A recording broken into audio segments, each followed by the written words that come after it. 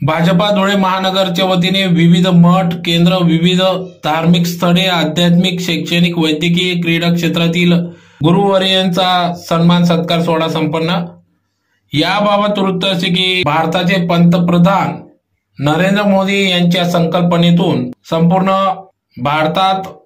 संपूर्ण महाराष्ट्रभरात, महाराष्ट्रातील विविध मठ केंद्र, विविध धार्मिक स्थळे, आध्यात्मिक, शैक्षणिक, वैद्यकीय, क्रीडा सर्व क्षेत्रातील गुरुवर्यांचा सन्मान सत्कार व्हावा या उदात्त हेतूने या ठिकाणी भाजपच्या वतीने कार्यक्रम राबविण्यात आला। त्यातलाच एक भाग म्हणून आज धुळे शहरातील खानदेश कुलस्वामिनी श्री एकविरा माता मंदिर या ठिकाणी येथील विश्वस्त सोमनाथ गुरव यांचा या ठिकाणी भव्य असा सत्कार करण्यात आला। यावेळेस या प्रसंगी या ठिकाणी धुळे शहर आमदार अनुप अग्रवाल यांच्या सुवैद्य पत्नी अल्पा अनुप अग्रवाल, माजी खासदार डॉक्टर सुभाष भामरे, जिल्हाध्यक्ष गजेंद्र आंबडकर, ग्रामीण जिल्हाध्यक्ष बापू खलानी, नगरसेवक नरेश चौधरी, नगरसेवक गोपीचंद नाना पाटील, भाजपच्या राज्य परिषद सदस्या सौ जयश्रीताई अहिरराव,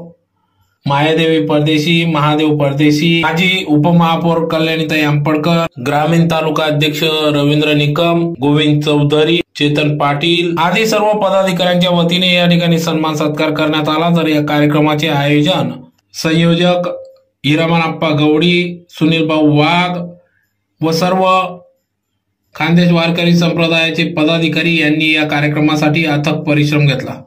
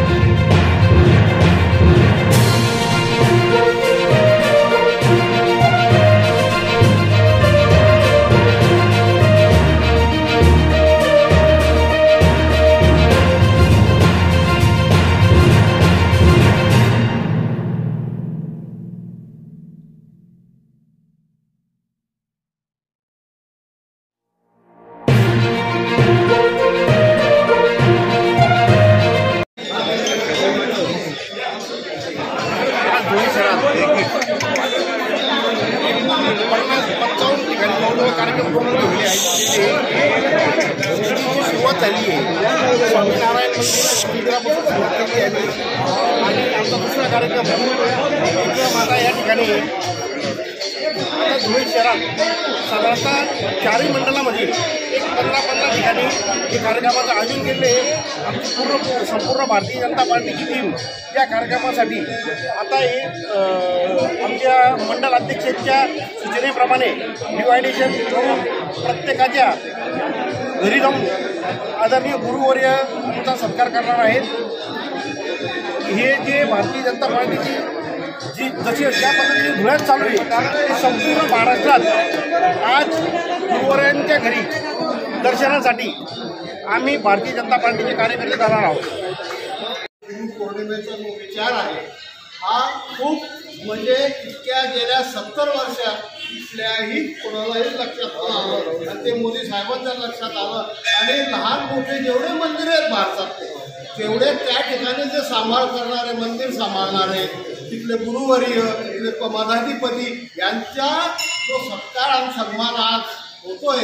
तर या सत्कार सन्मानांची फलश्रुती अजून येणाऱ्या पुढच्या वर्षात, पुढच्या येणाऱ्या 5 वर्षात फार मोठ्या प्रमाणात दिसेल आणि त्याच्यात अजून आता हे जे बिहार किंवा UPचं जे इलेक्शन आहे त्याच्यात सुद्धा याला ह्या कामाचा प्रतिसाद मिळेल आणि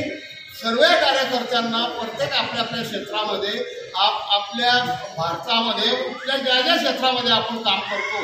तर सगळ्यांना या गुरुपौर्णिमानिमित्त शुभेच्छा देऊन आई भगवती चरणी प्रार्थना अशी करतो की यांच्या सगळे कामं चांगले हो आणि भारत मातेचं चांगल्या प्रकारे रक्षण हो आणि जय महाराष्ट्र, जय महाराष्ट्र.